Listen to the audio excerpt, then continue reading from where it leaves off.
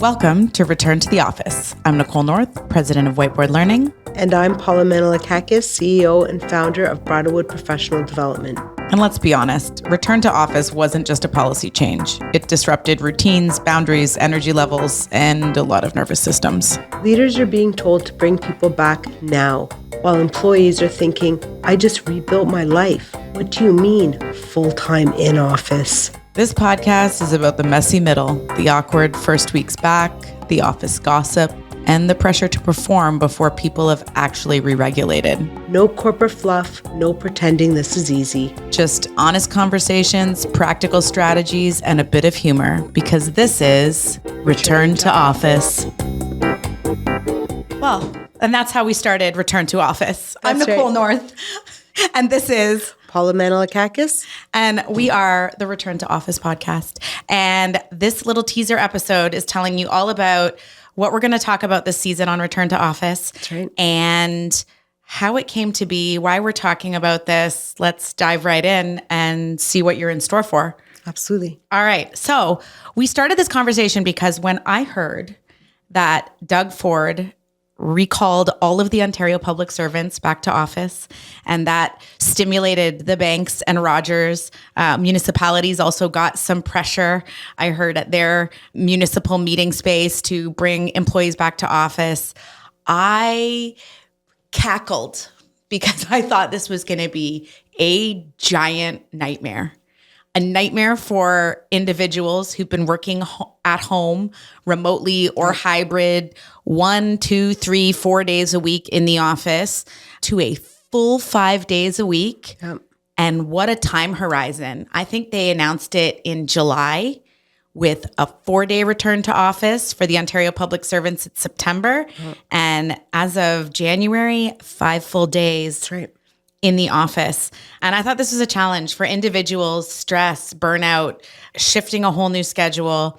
And then us as leadership facilitators and learning professionals thinking, oh my goodness, those poor managers, how are they going to handle it? And so I brought Paula into the conversation because I thought we both you've got some bank sector experience. Right. I've got some public sector experience. And let's talk about what they're doing. Yeah, no, it has been very interesting, the unfolding of events in the last 5 years, right? Going from an environment where working from home was something that banks, along with insurances and private companies, were looking to do in order to improve employee engagement. We had this rampant uprise of COVID, of so many people working from home. And now, as quickly as it started, it's ending. And it's almost like we've gone back in time. Right? It feels like 1985 is back again. Fashion is coming back. Yeah. And now that's 5-day work week that has really thrown us in for a whirl. The leaders leading these people, which is super stressful, along with the people that have to adjust their entire life in this whole work-life balance. Are we doing work-life balance? We're going to talk about it during this podcast series, talk about a variety of things. And I'm really happy to be partnering with you, Nicole, because I know you have a lot of years of experience, a lot of great education behind you. Talking about and having these opportunities and conversations is something that I just absolutely love. So thank you for inviting me. Thank you for including me. I'm really going to enjoy it, and I'm excited to talk about it with you. It's gonna be great. I mean, I think, I pulled together some data, not normally my strong point, but I did it. It looks like 200,000 professionals are returning to Toronto alone. Crazy.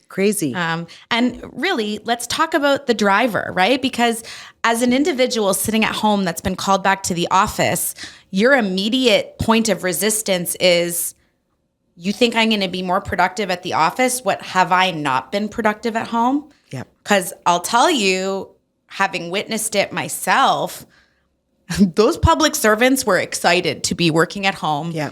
And they were putting in the hours and the work, because I think they really wanted to demonstrate we can do this, we can be trusted. And so to me, like, this pullback, I'm sure for a lot of them is feeling like a disconnect. Right. I thought I was putting in more. Right. I was no longer commuting, so I was working during those hours. I no longer had to leave work early to get my kids from the bus because they could just walk home and walk in the house while I was continuing to stay online, responding to Teams messages all day long. That's right. Right. So I think that there is a component of trust there that I think is particularly fascinating, that the individuals coming back feel like they were putting in the work, but the organization clearly didn't see it because now they want them back. Let me again. My data is here. I'll pull up and tell you. Here's what some of the banks were saying. A TD spokesperson said that in-person interactions were going to build energy and alignment. Synergies. Right? Okay. That again makes it seem like, did we not have energy and alignment for the last 5 years? Yeah. Were we? Okay. It offers ongoing development and apprenticeship and strengthens culture. Now, I don't know about you, but how do you feel about the idea that being in person strengthens culture? First of all, I think, let me just go back one step. I 100% agree with you in the fact that working from home, there was more production. People were productive. They were using their time wisely. Team leaders probably had a lot less performance plans to be adjusted because there was a lot of time there, right? And we saw record through the banks every year. They've made record profits. So if that's your money, right there. If you're continuing to make money and you have everyone working from home, then that's your validation. And saving on the leasing costs. Yeah. Right? And saving on a lot of things that were happening because you probably weren't giving the raises you were regularly giving because now people aren't spending as much as you're not using the commute, you're not using the clothes. For the older kids, you don't need the aftercare, right? And it gives you that time to also have that work-life balance. Well, I think people were willing to concede on salary because they had the balance. Like, do you think people are going to be like, Amen. Fists up to be like, I'm getting my big raise this year, that big bonus? That's right. Amen. Like that is absolutely correct. And I agree with you 100%. So now going back to your question, with that being said, the culture of the organization, what is the culture that you want to build here? This, I think, is one of the greatest questions that we need to ask ourselves is we built a virtual culture based on being remote and having that flexibility of achieving work-life balance. So the culture, what is the culture that you're getting? So great questions, and we'll see them in the days to come, what those answers will be. That's pretty amazing.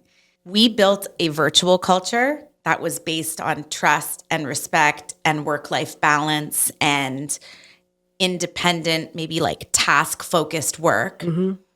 And fundamentally, what these organizations are saying with lines like build energy and alignment, offering development and apprenticeship, and strengthening culture really means we're creating a culture around busy and rushing and in person. Yes.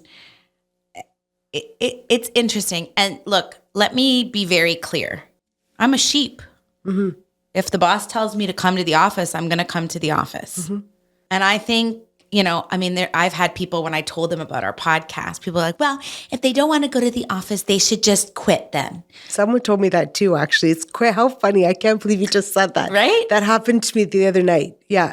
And I kind of want to... Just don't rock the boat, Paula. Don't rock the boat. What boat? I said. What boat? We're sitting on a raft that can take us down at any moment. Look, and so if you're here to find information about how to fight your boss on coming back to work, this ain't it. This isn't it. That's right. It ain't it. That's right. However, what we are here for is to provide our empathy. That's right. We feel you. Yeah. Feeling very blessed to be a consultant, still get to sit home in my pajamas. We feel you. And moreover, what I want to do is help provide managers with tools and resources and tips to help manage this. Because look, let's be honest, most of these managers probably aren't happy about the situation either. That's right. And they're going to have to manage the emotions the productivity dips, the engagement dips of the 20, 30, 40, 50, 60, or 100 people reporting to them too. That's right. And also, we're going to talk about the individual contributors that are reporting into these people leaders and how we can try and help you disengage and take it not so personal. It's not your performance. You did nothing wrong.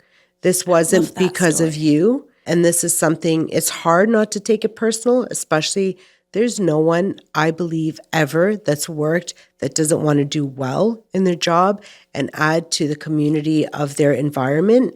So remember that we're here to give you tools for our leaders, along with supporting the individual contributors, because at the end of the day, you're the leader of your own career. 100%. 100%. I love that. I love that line.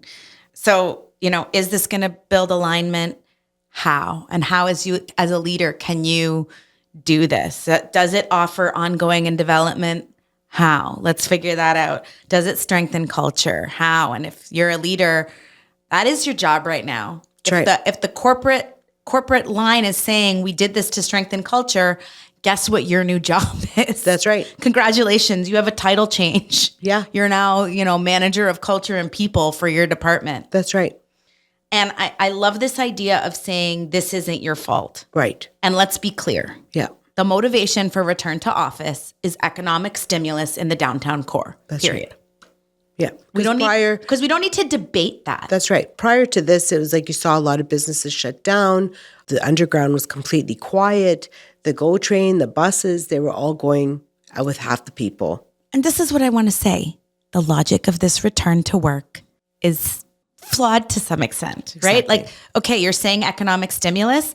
Yeah, you think now that I have to pay for a commute every day and a new outfit for 5 days a week, and you think I'm going to be buying lunch at Druxy's in the path? That's right. I don't think so. Yeah. I'm bringing my lunch. I'm brown bagging it. I'm brown bagging it, babe. Yeah. So, I'm curious to see whether this will drive the economic stimulus. But what we are here to say is, this is, it may be here to drive economic stimulus. Mm-hmm. It may be here to build energy and alignment. But at the end of the day, we're all back there. That's right. So let's figure out how to make it work. Yep. So this is Return to Office. I'm Nicole North from Whiteboard Consulting. Paula Manolakakis from Bridalwood Professional Development. And we'll see you this season on Return to Office. Thank you. That wraps up this episode of Return to Office. Thanks for listening. Whether you're commuting, hiding in a boardroom, or pretending this is background noise. You can find us on Apple Podcasts, Spotify, or wherever you get your podcasts. And if this made you laugh, not aggressively, or feel a little less alone, like, share, or leave us a review. We'll see you next time back at the office.